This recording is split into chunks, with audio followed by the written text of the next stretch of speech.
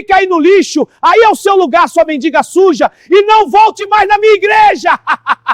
A chuva chegou antes do amanhecer em Poços de Caldas. Chegou sem avisar, como chegam as coisas que vêm mudar tudo, silenciosa, persistente, molhando o calçamento de pedra portuguesa que bordejava a Praça Dom Pedro II desde o tempo em que a cidade ainda era moça. As palmeiras imperiais balançavam no vento úmido. As fachadas coloniais das casas centenárias brilhavam molhadas sob os postes amarelos. E no centro da praça, erguida sobre degraus de granito local, a paróquia de Nossa Senhora das Dores olhava para a cidade com a serenidade de quem já viu chuvas assim passarem por gerações. 120 anos. Esse era o tempo que aquela igreja estava de pé. 120 anos de batizados que fizeram bebês chorarem pela primeira vez diante de Deus. 120 anos de primeiras comunhões com meninas de laço branco e meninos de terno emprestado. 120 anos de casamentos onde pais choraram ao dar a mão dos filhos. 120 anos de velórios onde famílias encontraram força para não despedaçar. 120 anos de procissões que desciam pelas ruas da cidade com velas acesas e rezas murmuradas em coro, como se a própria cidade respirasse junto.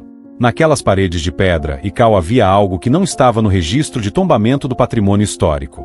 Havia algo que os fiéis sentiam mas não conseguiam explicar com palavras doutas. Era o cheiro de incenso misturado com cera de vela e madeira antiga. Era o rangido específico do terceiro banco da esquerda que todo mundo reconhecia. Era a luz que entrava pelo vitral de Nossa Senhora no fim da tarde, aquele azul e dourado que tingiam as mãos juntas de quem rezava ali embaixo, transformando fiéis comuns em personagens de uma iluminura medieval. Aquela paróquia não era apenas instituição religiosa. Era lar. E como todo lar verdadeiro, tinha uma mãe. A imagem de Nossa Senhora das Dores no altar-mor tinha 1,20 m de altura, gesso finamente pintado em tons de azul profundo e branco de neve, com expressão que não era de tristeza, era de quem conhece a dor tão bem que aprendeu a transformá-la em serenidade. As 7 espadas de prata que trespassavam seu coração reluziam quando os círios eram acesos para a missa das 18 horas. E aquele rosto sereno, com olhos levemente erguidos para o alto, parecia dizer a cada fiel que entrava: eu sei o que você carrega. Pode pousar aqui. Gerações inteiras tinham crescido olhando para aquele rosto. Dona Benedita chegava todo sábado às 7 da manhã para limpar os pés da imagem com pano de chita branca, hábito herdado da própria mãe, que herdara da avó. Seu Raimundo, 73 anos, ex-ferroviário de mãos calejadas, rezava o terço ali toda sexta-feira desde que a filha sarou de uma pneumonia grave em 1987. Fiz promessa, ele dizia simplesmente, sem mais explicações, como se isso fosse suficiente. E era. As crianças da catequese aprendiam o nome da padroeira antes mesmo de aprender a ler direito. Nossa Senhora das Dores cuida de nós, diziam as catequistas. E as crianças acreditavam com a facilidade luminosa que só a infância permite, não porque alguém provou com argumentos, mas porque sentiam no calor daquele espaço que ali eram bem-vindos. Era assim a paróquia de Nossa Senhora das Dores. Até que o padre novo chegou. Padre Marcelo Viana desceu do carro num domingo de março com uma mala de rodas e 2 caixas de livros. 38 anos. Cabelo castanho curto, óculos de aros finos, batina preta ajustada com a precisão de quem não gosta de dobras desnecessárias. Carregava o ar de quem acabou de concluir 2 cursos superiores, teologia e administração eclesiástica, e ainda não tinha terminado de provar isso a ninguém. Não era mau homem. Isso precisa ser dito desde o início, porque é mais fácil compreender uma história quando sabemos que o mal raramente vem de monstros. Vem, quase sempre, de pessoas inteligentes que um dia confundiram inteligência com sabedoria. Padre Marcelo tinha fé genuína. Amava o evangelho com seriedade. Orava com disciplina. Estudará mais que a maioria dos sacerdotes da diocese. Mas havia algo que seus anos de teologia nas salas climatizadas do seminário não tinham ensinado, que é um abismo entre conhecer uma doutrina e conhecer um povo. Ele olhou para a fachada da paróquia, para as imagens nos nichos laterais, para os arranjos de flores artificiais diante dos santos, para o painel de azulejo com Nossa Senhora pintada na entrada. E o que sentiu não foi reverência. Foi desconforto. Muito folclórico, murmurou para o zelador que carregava suas caixas. Seu Joaquim, 65 anos, cabelos brancos, que cuidava daquela paróquia há 40 e carregava a chave da sacristia como se fosse relíquia sagrada, parou por um segundo e olhou para o padre. Mas não disse nada. Aprenderá, no tempo todo que serviu à igreja, que há momentos em que silêncio é mais honesto que resposta. Nos primeiros dias, Padre Marcelo observou. Assistiu às missas com olhar analítico, tomando notas num caderno de capa dura. Participou da reunião do conselho paroquial com a postura de auditor, não de pastor. Circulou pelos corredores como quem avalia uma propriedade antes de reformar. E o que via o incomodava progressivamente. As imagens demais nos nichos laterais, poluição visual. O terço comunitário antes da missa não é litúrgico. Os grupos de oração mariana que se reuniam às terças, quintas e sábados, devocionismo excessivo que desvia do querigma. As velas acesas diante dos santos, resquício pagão mal catequizado. A coroação de Nossa Senhora em maio, ritual sentimental sem fundamento escriturístico sólido. Cada observação ia para o caderno. Cada nota era um tijolo na parede de uma reforma que ele já tinha decidido fazer antes mesmo de conhecer o povo que afetaria. Certa tarde, encontrou 3 senhoras rezando o terço na nave central.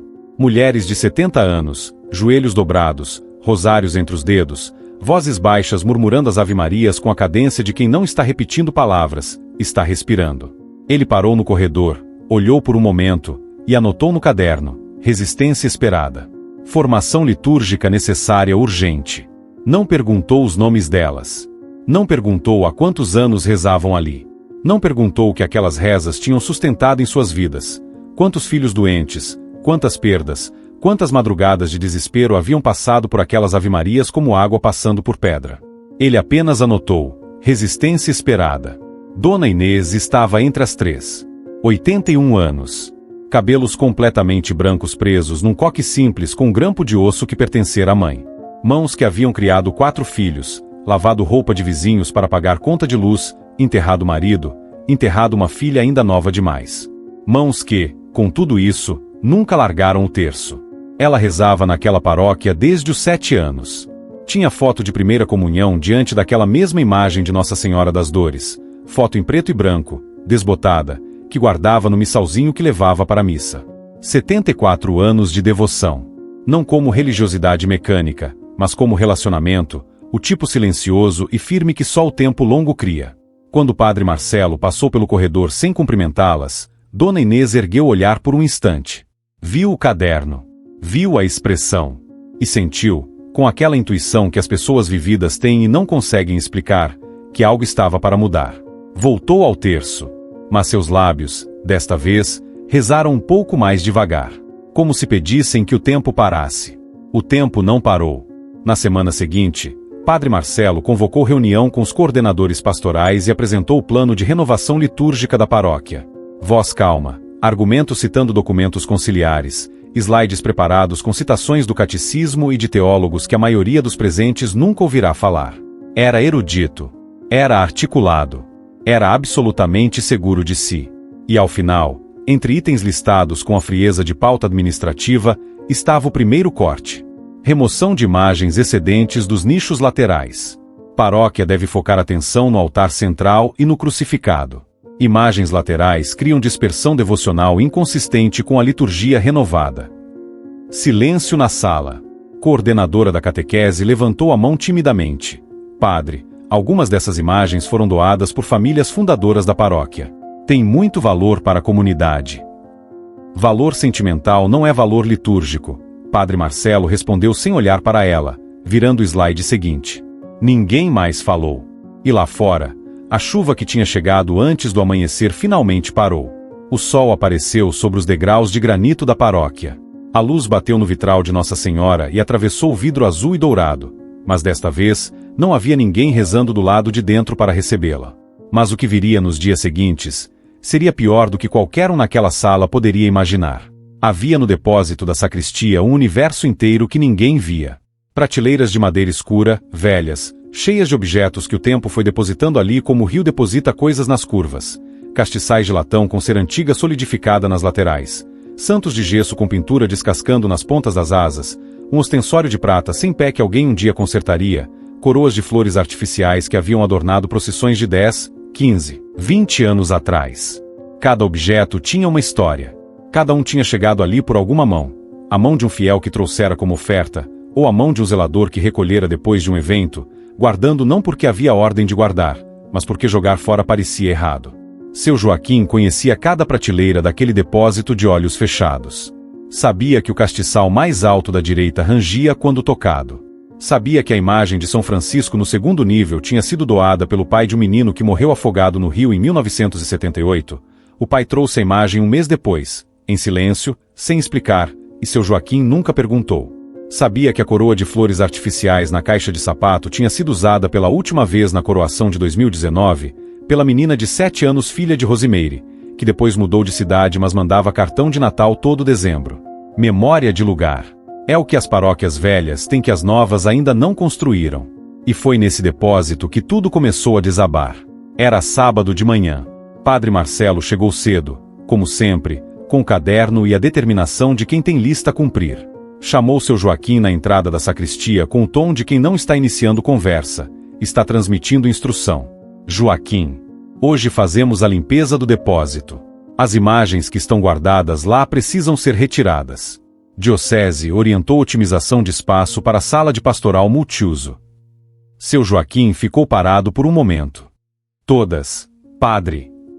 As que não têm uso litúrgico ativo. São duplicatas, peças danificadas, material devocional particular que foi deixado aqui indevidamente. Coloque em sacos e leve para a caçamba nos fundos. Joaquim engoliu. Padre, tem imagem de santo ali que foi doada por família há 30 anos. A senhora que doou já morreu, mas os filhos dela ainda vêm à missa aqui. Se eles virem. Joaquim. A voz de Padre Marcelo não subiu. Ficou na mesma temperatura, o que era, de certa forma, mais cortante do que se tivesse gritado. A igreja não é museu de peças sentimentais. Se alguém quiser buscar antes do caminhão passar, podem. Mas o que não for buscado, vai. Pode começar. E foi embora folhear documentos na mesa da sacristia. Seu Joaquim ficou sozinho diante das prateleiras do depósito. 65 anos. 40 de serviço. Mãos que limpavam chão, que poliam metal, que arrumavam flor, que tocavam em cada objeto daquele lugar com cuidado de quem sabe que está tocando em algo sagrado, não porque objeto de gesso é sagrado em si mesmo, mas porque sagrado é o amor que foi depositado ali. Começou pelos objetos sem rosto. Castiçais, suportes, bases quebradas. Colocou nos sacos com cuidado, como se guardar com cuidado numa caçamba fosse ainda assim melhor que jogar com descaso.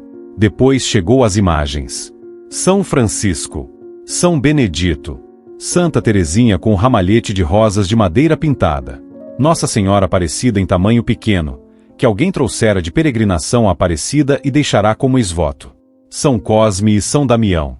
Cada um ia para o saco com um peso que não era físico. Então Joaquim chegou na prateleira do fundo. Ela estava lá. 60 centímetros de altura. Gesso pintado à mão. Rosto sereno com olhos levemente erguidos. Manto azul escuro com detalhes dourados nas bordas.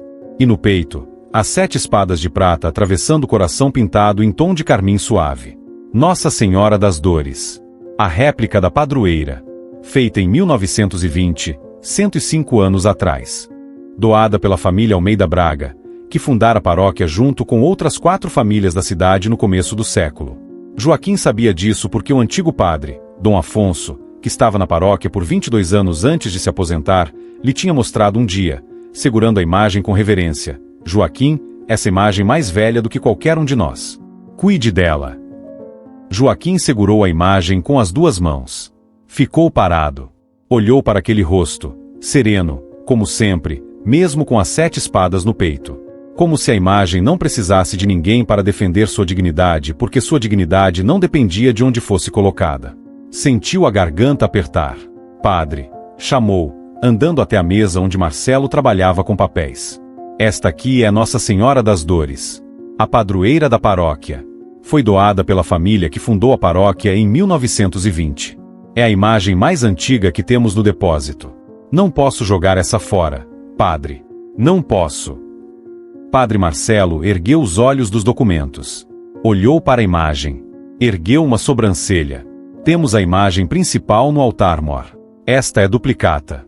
Duplicata desnecessária, ocupando espaço em depósito que será convertido em sala pastoral.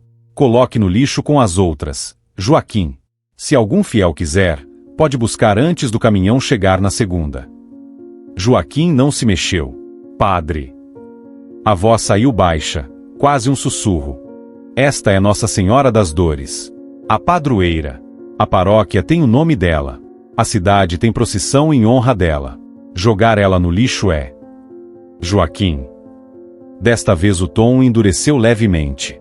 Não estou pedindo sua opinião teológica sobre o valor devocional de objetos de gesso. Estou transmitindo uma instrução de serviço. Pode cumprir.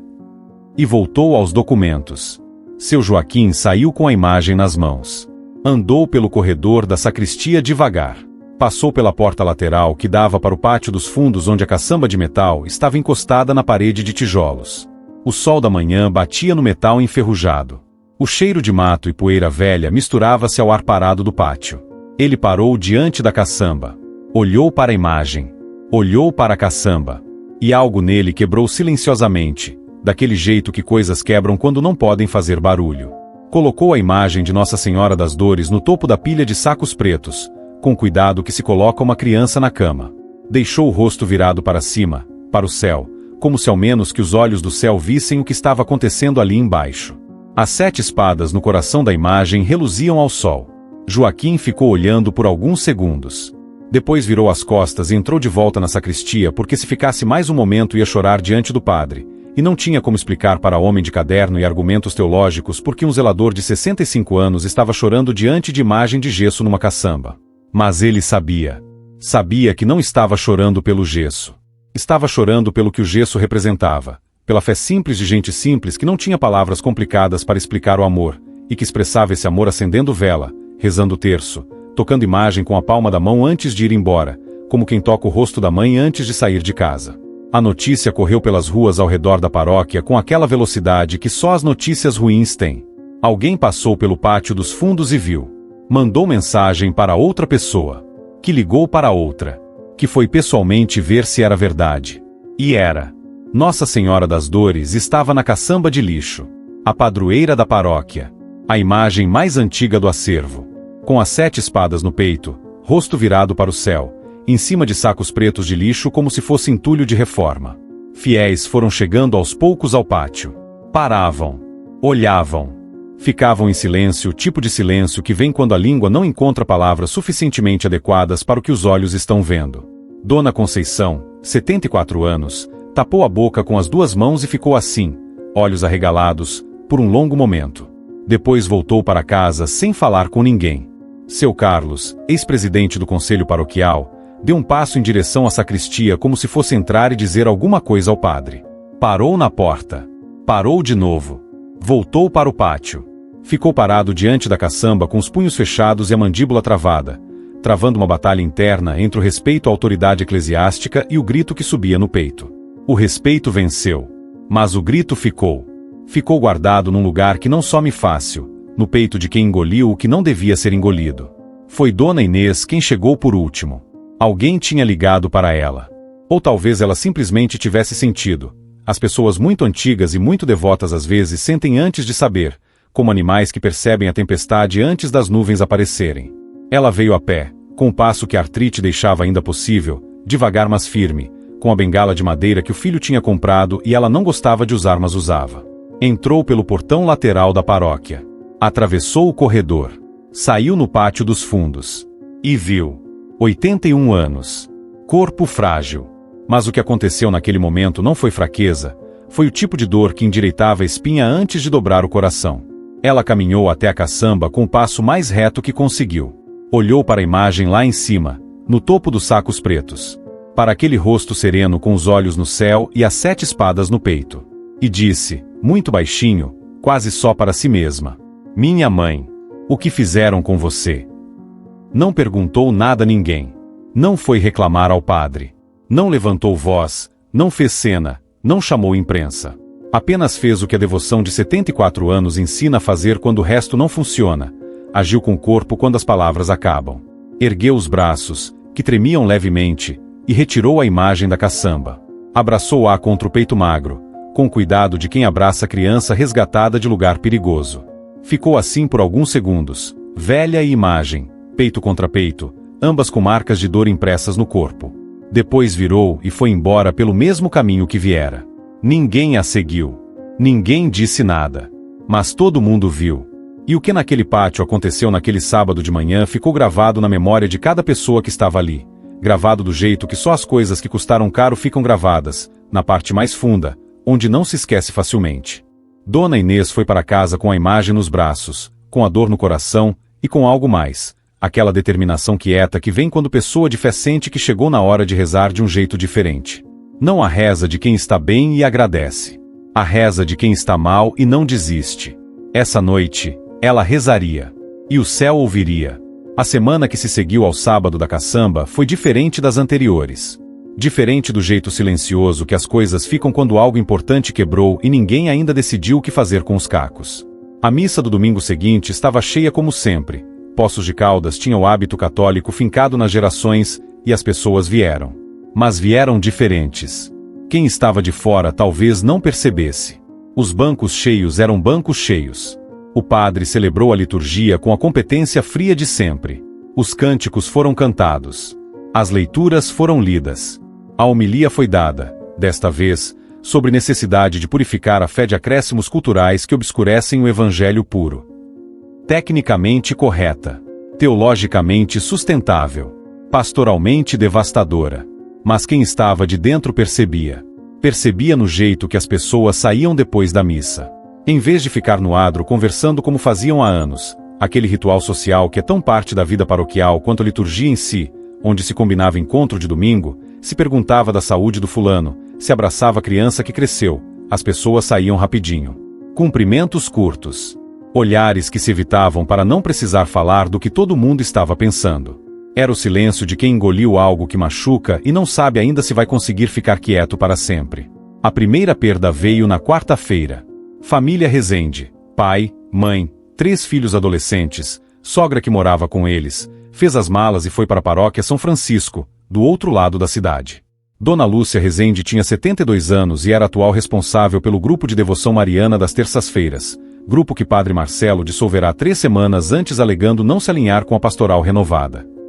Ela não foi embora com raiva. Foi com tristeza. Deixou bilhete dobrado na caixa de sugestões da paróquia, papel de caderno, letra cursiva de quem aprendeu caligrafia numa época em que se ensinava caligrafia. Padre Marcelo, rezei na paróquia Nossa Senhora das Dores por 56 anos. Batizei meus filhos aqui. Fiz primeira comunhão aqui. Enterrei meu marido daqui. Esta era minha casa. Mas casa sem Nossa Senhora não é mais lar que reconheço. Que Deus te ilumine. Lúcia. Padre Marcelo leu o bilhete. Dobrou. Colocou na gaveta. Continuou com a pauta do dia. Na sexta seguinte, a família Magalhães foi embora. Depois, o casal Torres. Depois, o grupo das idosas que rezavam terço às sextas, 6 mulheres, a mais nova com 68 anos, que simplesmente pararam de aparecer porque o terço tinha sido proibido e rezar em casa. Sozinha, sem o grupo, sem o calor das outras vozes, parecia metade da coisa. Não foi éxodo dramático. Foi sangramento silencioso. O tipo que as instituições só percebem quando o prejuízo já é grande demais para ignorar. Padre Marcelo, neste meio tempo, intensificou. Substituiu a procissão de Nossa Senhora de Maio, tradição que reunia 3.000 pessoas nas ruas da cidade, com flores, velas, cânticos e a imagem da padroeira levada em andor sobre ombros de homens que se preparavam para isso o mês inteiro, por um encontro bíblico de reflexão mariana, realizado dentro da igreja, sem procissão, sem flores, sem andor. 80 pessoas foram. 3.000 ficaram em casa, ou foram para a procissão de outra paróquia da cidade, ou apenas ficaram na calçada olhando para a rua vazia onde deveria ter multidão. Quando o conselho paroquial reuniu-se e apresentou os números ao padre, ele respondeu com frase que nenhum dos presentes esqueceria. Números não importam. Qualidade teológica importa. Procissão é folclore, não evangelização. Prefiro 80 pessoas formadas que 3.000 pessoas entretidas. Seu Geraldo, presidente do conselho, 67 anos, ex-professor de história, não era homem de fácil irritação. Mas naquele momento, apertou as mãos sobre a mesa até os nós dos dedos branquearem e disse com voz controlada: Padre, aquelas 3.000 pessoas que o senhor chamou de entretidas são avós, são pais de família, são trabalhadores que carregavam Nossa Senhora nas costas como ato de amor. O senhor está confundindo teologia com arrogância. Padre Marcelo ergueu uma sobrancelha. Conselho paroquial não tem função de avaliar a competência pastoral do pároco. Tem função consultiva. Podem se retirar. Seu Geraldo ficou de pé. Olhou para os outros membros ao redor da mesa. alguns com olhos marejados, outros com aquela expressão de quem não acredita no que está ouvindo. Depois olhou de volta para o padre e disse, simplesmente, que Nossa Senhora tenha misericórdia de nós. E saiu.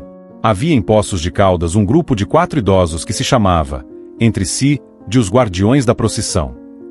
Eram seu Benedito, 84 anos, Dona Terezinha, 79, seu Augusto, 76, e Dona Filomena, 81. Todos haviam carregado andor ou organizado procissão por décadas. Conheciam cada detalhe daquela devoção. Qual era a música que tocava quando o andor saía da porta da igreja, qual família ficava responsável pelas flores brancas do altar, em que esquina o cortejo dobrava para fazer a volta pela rua principal. Eram a memória viva da tradição. Quando seu Benedito soube que a procissão tinha sido cancelada, substituída por encontro bíblico, ficou sentado na cadeira da varanda da casa dele por 1 hora sem falar. Sua filha, preocupada, perguntou o que havia. Ele respondeu, com a voz de quem acabou de perder algo que não sabia que poderia perder.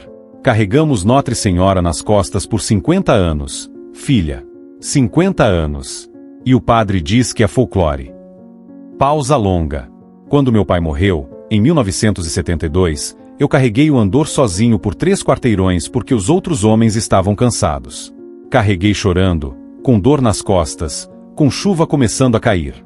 E senti que Nossa Senhora estava leve nos meus ombros, como se me ajudasse a carregar. Isso é folclore. Sua filha não soube o que responder. Seu Benedito foi dormir cedo aquela noite. E de manhã, ela o encontrou sentado à mesa com a foto da procissão de 1985 na mão. Foto colorida, desbotada, onde ele aparecia jovem, suando, sorrindo, com o andor nos ombros. 3 meses depois, seu Benedito foi internado por complicações cardíacas. O médico disse que era a idade. A filha dizia em voz baixa, para quem quisesse ouvir, que ele tinha partido o coração muito antes de qualquer hospital. Não foi o único. Dona Filomena teve a saúde declinando nas semanas seguintes ao cancelamento da novena de setembro, novena de Nossa Senhora das Dores, mês da padroeira, que ela organizara por 23 anos consecutivos. Quando o padre Marcelo cancelou a novena substituindo por semana bíblica, Dona Filomena foi à sacristia pessoalmente falar com o padre. Esperou 30 minutos, sentada no banco do corredor. Ele a recebeu por 5 minutos, explicou que novenas não eram parte do calendário litúrgico oficial e se despediu com um aceno. Ela saiu sem chorar, reservou as lágrimas para chegar em casa. Naquele mês de setembro, pela primeira vez em 23 anos, não houve novena de Nossa Senhora das Dores na paróquia que carregava o nome dela. E havia ainda os mais jovens, os que poderiam ser o futuro da paróquia. Um grupo de jovens de 20 a 30 anos tinha sido formado, há 4 anos, por um padre anterior que entendia que fé jovem precisa de ancoragem devocional, não apenas de reflexão intelectual. Esses jovens faziam, todo o 3º sábado do mês, uma vigília mariana, oração, cânticos de louvor, terço e encerramento com consagração a Nossa Senhora. Padre Marcelo dissolveu o grupo em reunião pastoral, explicando que devoção mariana excessiva pode criar desequilíbrio cristológico nos jovens em formação. Ofereceu em substituição um círculo de estudo bíblico às quartas-feiras. 2 jovens foram ao círculo bíblico. Os outros 15 pararam de ir à paróquia. Não foram para outra. Simplesmente foram embora, para aquele lugar vago onde as pessoas ficam quando a igreja que deveria acolhê-las as faz sentir que o amor que trouxeram não é suficientemente sofisticado para ser aceito. Dona Inês via tudo isso com olhos que já tinham visto muita coisa. Ela não discutia com ninguém. Não entrava em grupo de WhatsApp paroquial para postar mensagem indignada. Não ia à sacristia bater de frente com o padre. Tinha aprendido, em 81 anos de vida, que há batalhas que não se ganham na frente, ganham-se atrás, de joelhos. Em sua casa, sobre a mesinha do quarto, a imagem de Nossa Senhora das Dores que ela resgatara da caçamba estava agora num altar improvisado com toalha branca rendada, 2 círios finos, um ramalhete de margaridas do quintal, e o terço de madeira que ganhará na primeira comunhão. Humilde, digno, como toda coisa que vem do coração. Todo dia, ao acordar e antes de dormir, Dona Inês rezava diante daquela imagem. Mas o que a fez chegar ao limite não foi o que o padre tinha feito. Foi o que ele anunciou que faria. Numa missa de domingo que seria mais tarde chamada, informalmente, pela comunidade de o Domingo do Anúncio, Padre Marcelo disse no final das comunicações paroquiais, com a serenidade administrativa de quem fala de mudança de horário de missa: informo a comunidade que, após consulta ao bispo auxiliar, Será realizada nos próximos meses reforma estética do altar-mor. A imagem de Nossa Senhora das Dores, padroeira, que ocupa a posição central no altar, será reposicionada em nicho lateral, permitindo que o Cristo crucificado assuma a centralidade litúrgica que lhe é devida. A mudança será executada com respeito ao patrimônio histórico e comunicada com antecedência. Silêncio. O tipo de silêncio que não vem de surpresa, vem de quando a coisa que você temia que pudesse acontecer finalmente foi dita em voz alta. Dona Inês estava no quinto banco da esquerda, lugar de sempre. Ouviu. Fechou os olhos por um longo momento. Abriu. Olhou para a imagem no altar, aquela figura serena, majestosa, com as 7 espadas no coração, que tinha presidido aquela igreja por 120 anos. E pensou, ele vai tirar Nossa Senhora do próprio altar que tem o nome dela. Naquela noite, Dona Inês não dormiu. Ficou acordada olhando para o teto do quarto por horas. E quando o relógio marcou meia-noite e o silêncio da cidade pequena era tão completo que se podia ouvir o próprio coração batendo, ela saiu da cama, ajoelhou-se no chão de tábua corrida com o custo que os joelhos artríticos de 81 anos impõem e começou a rezar. Não o terço automático de todos os dias. Algo diferente. Algo mais fundo. O tipo de oração que vem quando não há mais recursos humanos e a única coisa que sobrou é Deus. E o que viria naquela madrugada? Mudaria tudo. A casa de Dona Inês tinha o tamanho justo de quem viveu a vida com o que precisava. Sala pequena com sofá coberto por manta de crochê que ela mesma fizera nos invernos de tanto tempo atrás que já não lembrava qual inverno. Cozinha com fogão de 4 bocas e janela com folha de alumínio que chiava no vento.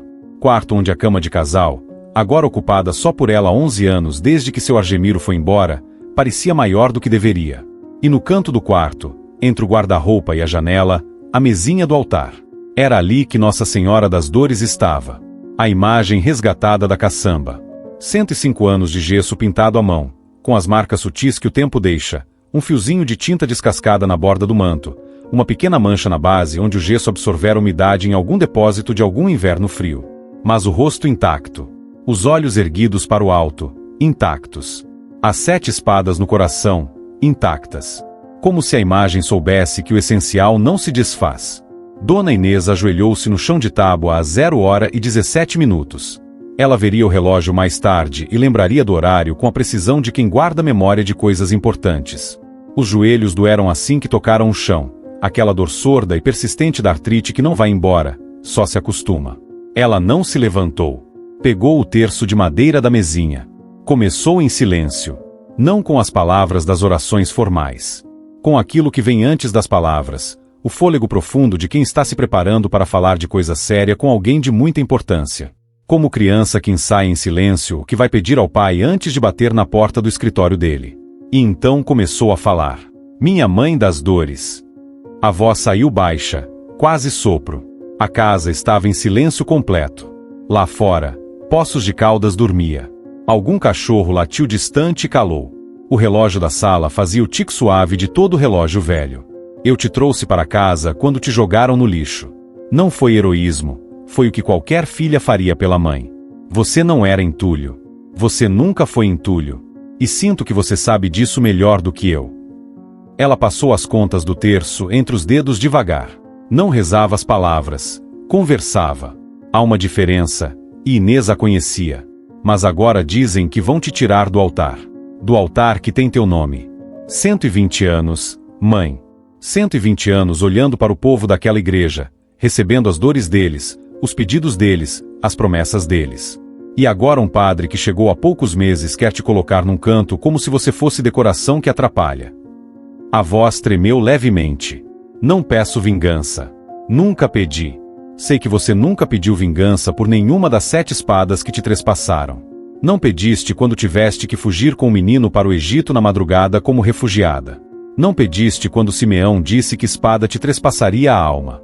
Não pediste quando te perdeu por 3 dias e te angustiaste buscando.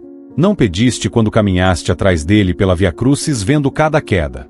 Não pediste no Calvário. Pausa. Inês segurou o terço com as 2 mãos, como quem segura algo que precisa não cair. Então como eu poderia pedir o que nem tu pediste? Mas posso pedir que abras os olhos desse padre, mãe. Antes que seja tarde. Antes que ele complete o que começou e tire você do próprio altar, e nossa paróquia vire o que está virando, uma casa bem arrumada onde a mãe foi mandada para o quarto de despejo. A oração mudou de tom. Ficou mais urgente, mais pessoal, mais funda. Sabe o que mais dói, mãe? Não é a imagem no lixo. Imagem é gesso, e gesso passa. O que dói é ver meu povo sendo mandado embora. Vejo Dona Lúcia que rezou terço aqui por 56 anos e foi embora com o coração partido. Vejo seu Benedito que carregou teu andor nas costas por 50 anos e agora está deitado num hospital. Vejo os jovens que faziam vigília mariana e sumiram para lugar nenhum, para aquele lugar perigoso onde as pessoas ficam quando igrejas despacha. Vejo as crianças que não vão ter coroação de maio. Crianças que não vão aprender a te amar desde pequenas, porque o padre decidiu que esse amor não é litúrgico o suficiente. A voz quebrou, mas Inês continuou. E vejo eu mesma, mãe, 81 anos, corpo cansado. Não tenho mais força para a batalha de conselho paroquial, de reunião, de abaixo-assinado. Não tenho influência. Não tenho diploma de teologia. Não tenho como enfrentar padre com caderno cheio de citações conciliares. Só tenho este terço. E te tenho a ti. Ela ergueu o rosto para a imagem. E então venho a ti da única forma que sei. De joelhos. Com um terço nas mãos. Com o coração partido. Pedindo não por mim. Já sou velha demais para me importar muito com o que o mundo faz comigo. Peço pelo meu povo. Pelos que foram embora. Pelos que ficaram e estão ficando com o coração murcho. Pelas crianças que ainda não sabem o que estão perdendo. E pelo próprio padre, porque qualquer filho que rejeita a mãe está, no fundo, perdido, mesmo que não saiba. O silêncio depois daquelas palavras foi diferente. Não o silêncio vazio de madrugada de cidade pequena. Outro tipo. O tipo que, quando se tem fé suficiente, e Inês a tinha em quantidade que poucas pessoas alcançam nessa vida, parece que o ar fica levemente mais denso. Como se o quarto estivesse de repente mais cheio, sem que nenhuma porta tivesse aberto. Inês sentiu. Não viu nada. Não ouviu nada ainda. Mas sentiu. Aquela paz específica que não vem de dentro da gente, porque a gente sabe quando é sua e quando veio de outro lugar. Era diferente do alívio que se sente depois de chorar. Era diferente do cansaço que acalma o corpo antes de dormir. Era paz que não pertencia àquele quarto pequeno de casa humilde de cidade do interior. Ela continuou rezando. Mais devagar agora. As palavras das Ave-Marias saindo com um ritmo de respiração suave, como se o terço estivesse guiando ao invés de ela guiar o terço. Passou a meia hora da madrugada. Passou a 1 hora. O tique do relógio na sala. O frio de agosto que entrava pela fresta da janela. Os joelhos doendo como doíam. E ela ali, de joelhos, não porque o corpo permitia facilmente, mas porque havia algo que valia o custo. Foi quando aconteceu. Inês estava com os olhos fechados, na Ave-Maria que não sabe mais dizer qual era, talvez a 50ª, talvez a 100ª, quando sentiu no ar algo que não era cheiro da casa. Era aroma. Aroma de rosa. Fresco. Impossível naquele quarto fechado em noite de agosto sem flor nenhuma. Abriu os olhos. E ficou imóvel. A imagem de Nossa Senhora das Dores, a imagem de gesso, a imagem de 105 anos, tinha no rosto algo que não estava ali quando ela ajoelhou-se. 2 filetes finos, 2 traços úmidos descendo pelas bochechas da imagem, brilhando levemente a luz fraca do círio que ainda ardia na mesinha. Lágrimas. Lágrimas em gesso. Inês não gritou. Não caiu. Não entrou em pânico. Ficou olhando com a serenidade de quem passou 81 anos preparando-se, sem saber, para exatamente esse momento. E então ouviu. Não com os ouvidos do corpo, mais fundo que isso. Com aquele lugar de dentro onde as coisas reais chegam quando as superficiais ficam quietas o suficiente para dar espaço. A voz era suave como o aroma de rosa. Firme como as 7 espadas. Materna como nenhuma outra voz que Inês tinha ouvido em vida. Suas orações chegaram ao meu coração trespassado por dores, mas não quebrado pelo amor. Voltarei à minha paróquia não como imagem no lixo, mas como mãe viva mostrando que não se descarta quem deu à luz o amor encarnado. As palavras ficaram no ar por um momento. Depois o aroma de rosa foi diminuindo lentamente, como vela que vai se apagando depois que sua tarefa está feita. E o silêncio voltou. Mas era silêncio diferente do que estava antes. Era silêncio de depois de promessa, cheio, pesado com significado, diferente do silêncio vazio que precede o desespero. Inês ficou de joelhos por mais algum tempo, sem rezar, sem falar, apenas respirando aquele silêncio novo. Depois, devagar, com a dificuldade dos joelhos artríticos de 81 anos, levantou-se. Ficou de pé diante da imagem. Olhou para os filetes úmidos nas bochechas da imagem. Estendeu um dedo trêmulo e tocou levemente um deles. Era úmido. Era real. Ela abaixou o dedo, olhou para a ponta úmida do dedo por um longo momento, e disse apenas: "Obrigada, mãe." Então foi para a cama, deitou-se, e dormiu o sono mais profundo que dormira em anos.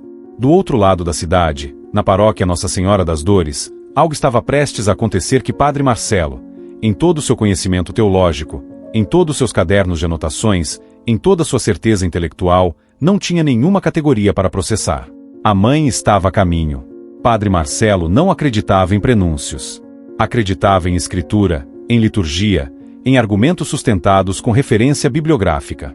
Aquela coisa que os fiéis simples chamavam de sinal do céu, a sensação de que o ar mudou, de que algo invisível se moveu, ele classificava, sem hesitação, como projeção emocional de quem não tinha treinamento racional suficiente.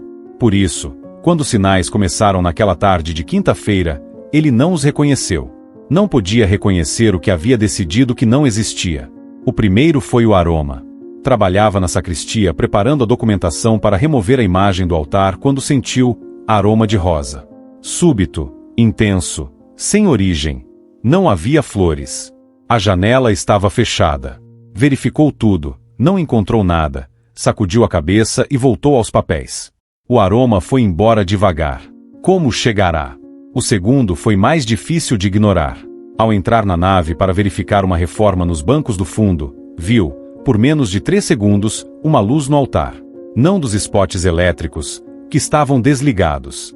Uma luz de tom azul dourado que vinha de dentro da imagem de Nossa Senhora das Dores, como se a imagem irradiasse do próprio material. Depois apagou. Marcelo ficou parado no centro da nave por mais tempo do que a explicação racional exigiria. Pensou em reflexo de carro pelo vitral. Pensou em adaptação ocular. Pensou em provavelmente. Mas ficou parado assim mesmo. À noite, foi até a sacristia terminar a documentação. A sacristia de noite era diferente. As paredes de pedra ficavam mais presentes. O crucifixo de madeira acima da porta, que estava ali desde a fundação, parecia mais próximo. A única lâmpada sobre a mesa criava sombras nos cantos que o dia escondia. Então a temperatura do quarto mudou. Não esfriou nem esquentou, ficou de outro tipo. Como quando se entra num espaço que está ficando mais cheio, e não mais vazio. Marcelo parou de escrever. Olhou para a porta fechada, para a janela fechada, para o crucifixo, e sentiu, com aquela parte de dentro que existe até nas pessoas mais intelectuais, que existe antes de qualquer formação acadêmica porque é simplesmente humana, que não estava mais sozinho na sala. Ergueu os olhos devagar. A mulher estava de pé perto da porta. Quieta. Com aquela imobilidade de quem não chegou pela porta porque não precisou de porta. Vestia roupas escuras, como quem está de luto. Rosto ao mesmo tempo jovem e antigo, não velho, antigo, com marcas não de tempo mas de profundidade, como o rosto de quem viveu muito e aprendeu a conter muito sem que contenção virasse dureza. E os olhos? Marcelo olhou para os olhos daquela mulher e sentiu algo que não sabia nomear. Não era medo, era reconhecimento. Como quando se ouve música que o corpo conhece antes da memória. No peito dela, 7 rosas vermelhas dispostas em arco, como as 7 espadas da imagem no altar. A caneta caiu da mão sobre a mesa. Ele não a apanhou. Como entrou? A igreja está fechada. A voz saiu menor do que ele esperava. Aquela voz de autoridade que usava com o conselho e com seu Joaquim não estava disponível. Saiu apenas a voz do homem debaixo do cargo, a voz do Marcelo de 38 anos que, despido de título e certeza, não era muito diferente de qualquer filho que se perdeu e ainda não sabe que está perdido. A mulher respondeu com voz baixa, não suave no sentido de fraca, suave no sentido de água profunda que não precisa fazer barulho para ser imensurável. Entrei pela mesma porta que me expulsaste, Marcelo. Quando jogaste minha imagem no lixo, expulsaste-me da casa que é minha. Esta paróquia leva meu nome. E mãe não precisa de porta aberta para entrar na própria casa. E enquanto dava um passo em direção à mesa, o quarto mudou. A lâmpada foi engolida por luz maior, que não vinha de lugar nenhum externo, mas dela, de dentro dela, como se fosse a fonte da própria luminosidade. A roupa escura cedeu lugar a manto azul profundo com bordas de luz dourada. As 7 rosas tornaram-se 7 espadas de luz atravessando o coração visível, translúcido, brilhante, atravessado por cada uma mas não destruído por nenhuma. E sobre a cabeça, coroa de 12 estrelas. Nossa Senhora das Dores, padroeira da paróquia, estava de pé diante do padre que a havia jogado no lixo. Havia amor nos olhos dela. Esse era o detalhe mais impossível de suportar. O primeiro instinto foi recuar. Não fisicamente, o corpo estava paralisado. Era recuo interno, o mecanismo do intelectual treinado que diante do que não consegue processar gera protocolo de desqualificação, ilusão ótica, alucinação por cansaço, fenômeno dissociativo. Não. A voz de Maria interrompeu antes de chegar à metade. Você sabe que não é alucinação. Sabe porque sua formação te ensinou o que é e o que não é patologia. E sabe porque dentro de ti, bem abaixo de tudo que estudaste, há algo que reconhece esta presença. Marcelo não respirava de maneira normal. Respirava aquele jeito superficial de quem está em choque mas o corpo insiste em funcionar por conta própria. Maria caminhou até ficar a 2 metros da mesa. A luz que vinha dela não avançava agressivamente, era como a luz de vela, que ilumina sem invadir. Você me jogou no lixo, Marcelo. Não era acusação. Era constatação, com a serenidade de quem descreve fato que ambos conhecem. Ordenaste que minha imagem fosse colocada em saco preto e depositada em caçamba como entulho de obra. Seu Joaquim chorou enquanto fazia o que mandaste. E sobre aquela pilha de sacos, meu rosto ficou virado para o céu, como se pedisse ao próprio céu que testemunhasse. Cada palavra pousava com peso de coisa que não vai ser esquecida. Dona Inês me resgatou. 81 anos, joelhos artríticos. Com os braços trêmulos e o coração partido, me tirou da caçamba e me colocou num altar com toalha rendada e margaridas do quintal. Não por obrigação teológica. Por amor, o amor simples, não acadêmico, que você decidiu chamar de superstição. Ela tocou as 7 espadas no próprio coração. Estas espadas você conhece, estudou cada uma, sabe nomear em latim. Mas cada uma foi dor real que atravessou o coração de mãe. E você me causou a 8ª. Ser descartada pelo filho que deveria me honrar. Não porque sou vaidade, mas porque quando o pastor despreza Maria, despreza o que Jesus fez na cruz ao dizer eis tua mãe. Meu filho me deu como mãe a todos os discípulos. Especialmente aos simples. Especialmente aos que só têm terço e vela e amor que não sabe se expressar em palavras doutas. Marcelo tentou falar. Saiu apenas, eu. Maria ergueu a mão levemente, não como gesto de silêncio, mas como gesto de mãe que desespera, deixa eu terminar. Você não é mau homem, Marcelo. As coisas mais perigosas não são feitas por maus homens, são feitas por homens bons que se perderam no próprio conhecimento. O problema não é o que você sabe. É o que você decidiu que os outros não precisavam. A luz em torno dela pulsou suavemente. Mas não vim condenar. Se vim condenar, vim cedo. Você ainda tem tempo. Ainda tem povo que pode ser reunido. Ainda tem joelhos que podem dobrar. Mas antes de pedir, preciso que você veja, não com olhos de teólogo, com olhos de homem. Ela estendeu a mão em direção a ele. E a sacristia desapareceu. A voz de Maria chegou de todo lugar ao mesmo tempo. Você estudou sobre minhas dores por anos, Marcelo. Agora vai vivê-las, não para ser destruído, mas para entender. Porque pastor que não carregou a dor do rebanho pode administrar, mas pastorear, não. E as visões começaram. A sacristia desapareceu. Padre Marcelo se viu numa estrada de terra, de noite, com criança nos braços. O cheiro era de poeira e medo. Atrás dele, o som distante de soldados. E ele entendeu, com aquele entendimento imediato que só existe fora do tempo normal, que era ela. Era o que Maria sentiu na fuga ao Egito. A espada não era metáfora. Era aquilo, o peso do filho nos braços, o escuro à frente, e a certeza de que havia alguém tentando matar o que ela mais amava. A cena mudou. Templo de Jerusalém. 3 dias procurando o filho perdido na multidão. Cada hora com aquele vazio no estômago que o corpo confunde com fome porque não sabe distinguir privação de privação. Alívio quando encontrou, que durou um instante, porque logo veio a pergunta do filho que não entendia por que procuravam, e a mãe que chorou 3 dias teve que responder com dignidade quando queria apenas segurar e não largar mais nunca. Depois veio a Via Crucis. Marcelo estava na beira do caminho.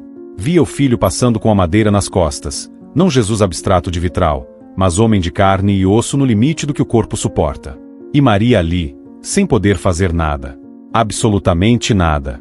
Apenas ficar olhando, porque o amor às vezes é isso. Não desviar o olhar quando a coisa mais fácil do mundo seria fechar os olhos.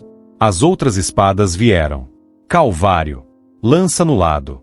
Descida da cruz. O peso do corpo já frio nos braços que um dia o embalaram bebê. E então veio a oitava. Uma caçamba de metal enferrujado nos fundos de uma paróquia de cidade pequena. Sacos pretos de lixo. E no topo, uma imagem de gesso com o rosto virado para o céu. Marcelo sentiu, ainda carregando o peso do Calvário, o que era ser descartada. Não pelo inimigo, pelo filho, pelo pastor que deveria honrar o que Jesus honrara desde a cruz. A oitava espada tinha o nome dele gravado no cabo. As visões mudaram. Não eram mais as dores de Maria, eram consequências. Seu Benedito com a foto da procissão na mesinha do hospital. Os 15 jovens da vigília mariana se perdendo silenciosamente, não saídas dramáticas, apenas erosão de domingo em domingo. Isabela, 7 anos, com margaridas brancas nas mãos em maio porque a coroação foi cancelada, sem saber onde colocar as flores porque o altar não era Nossa Senhora. A última visão era futuro possível. Paróquia vazia. Liturgia impecável. 40 pessoas onde cabiam 300. E Marcelo mais velho, olhando pela janela para o quintal onde a caçamba tinha estado, percebendo tarde que havia construído teologia perfeita numa igreja que esquecera de ser lar. A voz de Maria chegou de dentro das visões. Não é tarde. Mas o que você fará com o que sentiu agora, nos próximos dias, semanas, meses, é o que dirá se é conversão ou apenas emoção de madrugada que o sol resolve. E num lampejo final, Cristo na cruz dizendo: mulher, eis teu filho. Filho, eis tua mãe. Marcelo, dentro daquele silêncio, sentiu pela primeira vez em anos a sensação de estar completamente errado, não errado no argumento, errado no fundo. De dentro. E curiosamente, essa sensação foi a primeira coisa verdadeiramente limpa que havia sentido desde que chegará à paróquia. Se essa história está tocando algo em você, talvez seja o momento de escrever amém nos comentários. Às vezes, um simples amém é o começo de uma cura que você nem imaginava precisar. Padre Marcelo voltou de uma vez. A sacristia estava em volta. Mesa, papéis, lâmpada acesa, crucifixo acima da porta. Tudo igual. Exceto que ele estava no chão, joelhos dobrados, batina encharcada de suor, mãos tremendo com aquele tremor miúdo que vem quando o sistema nervoso foi longe demais. Maria estava a alguns passos. A luz em torno dela havia suavizado, como se entendesse que o homem no chão precisava de menos claridade e de mais presença. Marcelo ergueu a cabeça do assoalho. Eu joguei Mãe de Deus no lixo. A voz saiu em pedaços. Não era confissão para Maria, era constatação para si mesmo. Num saco preto. Numa caçamba. Como entulho. E Dona Inês, 81 anos, foi ela que te resgatou. Não eu. Ficou em silêncio por um momento, depois continuou. E os fiéis que mandei embora. Seu Benedito que morreu com a foto da procissão no paletó. As crianças sem coroação de maio. Os jovens que pararam de vir. Dona Lúcia que rezou aqui por 56 anos e saiu com bilhete dobrado numa caixa de sugestão. O ombro estremeceu. Fiz tudo em nome de teologia correta. Em nome do meu orgulho. Que se disfarçou de zelo pastoral e eu deixei, porque era mais fácil ser zeloso que ser humilde. Maria ajoelhou-se ao lado dele no assoalho da sacristia. Colocou a mão sobre os ombros. O tremor diminuiu, não desapareceu, mas mudou de natureza, como o choro de criança que sente mão de mãe nas costas e passa de desespero para alívio. Arrependimento real não é sentimento que passa, disse ela. É decisão que fica. O que fará com esse sentimento é o que dirá se é conversão ou emoção de madrugada. Começa por ali. Olhou para os papéis sobre a mesa, a documentação para remover a imagem do altar. Marcelo levantou-se. Foi até a mesa com os passos de quem está aprendendo o tamanho do próprio peso. Pegou os papéis. E os rasgou, folha por folha, devagar. O som de papel rasgado no silêncio da sacristia noturna. Cada folha indo para a lixeira com a clareza de gesto sem volta. Depois pegou o crucifixo peitoral que havia arrancado durante as visões e passado a corrente de volta pelo pescoço. Quando ergueu os olhos, Maria havia sumido. Mas o aroma de rosa permanecia, suave, presente, como assinatura de quem foi embora mas não de verdade. Marcelo foi até a nave escura. Ajoelhou-se no primeiro banco. Olhou para a imagem de Nossa Senhora das Dores no altar-mor, com a vela do Santíssimo ardendo num canto. Ficou em silêncio por toda a noite. Quando seu Joaquim chegou às 6h30 e acendeu os espotes do altar, encontrou o padre ainda ali. Olhou, entendeu sem explicação, e assobiou baixinho o cântico de Nossa Senhora que havia aprendido com a mãe. Na missa das 7, Padre Marcelo ficou de pé diante dos 30 fiéis que chegaram e disse, simplesmente: antes de começarmos, preciso pedir perdão. E pela primeira vez desde que chegará àquela paróquia, o que vinha do altar era verdade sem armadura. A primeira visita foi à casa de Dona Inês. Marcelo foi a pé. Os 6 quarteirões de distância eram parte do gesto. Bateu na porta às 10 da manhã. Ela abriu, olhou para o rosto dele, olhou nos olhos que ainda carregavam a noite longa, e sem dizer nada abriu a porta mais. Entre, padre. O café ainda está quente. Sentaram na cozinha. Marcelo colocou as mãos sobre a mesa. A senhora rezou por mim naquela madrugada. Sem me conhecer direito. Sem motivo para acreditar que eu merecia. Rezei pelo Senhor e pela paróquia. Ela disse simples. Não podia fazer outra coisa. Quero devolver a imagem ao altar. Não ao nicho lateral, ao altar. Com todo o respeito que deveria ter tido desde o início. Dona Inês levantou-se, foi ao quarto, voltou com a imagem de 1920 nas mãos, com o mesmo cuidado de quando a havia tirado da caçamba, mas expressão diferente. Antes era urgência de resgate. Agora era oferta. Colocou sobre a mesa entre as xícaras. Cuide dela desta vez. Vou cuidar. E vou cuidar do povo que a ama. As outras visitas foram mais difíceis. Dona Lúcia, 56 anos de paróquia, o recebeu na poltrona com terço nas mãos e olhar que media até onde o arrependimento era real. Ouviu o pedido de perdão em silêncio. Depois disse, Nossa Senhora nunca falhou comigo em 56 anos, padre. O senhor vai precisar trabalhar bastante para chegar perto disso. Pausa. Mas se ela voltou ao altar, então eu também posso voltar. Seu Geraldo ficou 20 segundos na porta sem falar. Depois perguntou, o que mudou? Marcelo respondeu, eu. Fui ao chão e não consegui levantar sozinho. Seu Geraldo abriu a porta. Nem todos voltaram imediatamente. Fé ferida cicatriza mais devagar que fé intacta. Marcelo aprendeu isso sem reclamar. Voltou nas semanas seguintes. Foi a velórios, a hospitais, a festas de aniversário onde não era esperado mas aparecia porque reparação se faz com presença continuada, não com discurso único. Restaurou as devoções. Reabriu os grupos de oração mariana. Anunciou procissão de outubro como ato de reparação.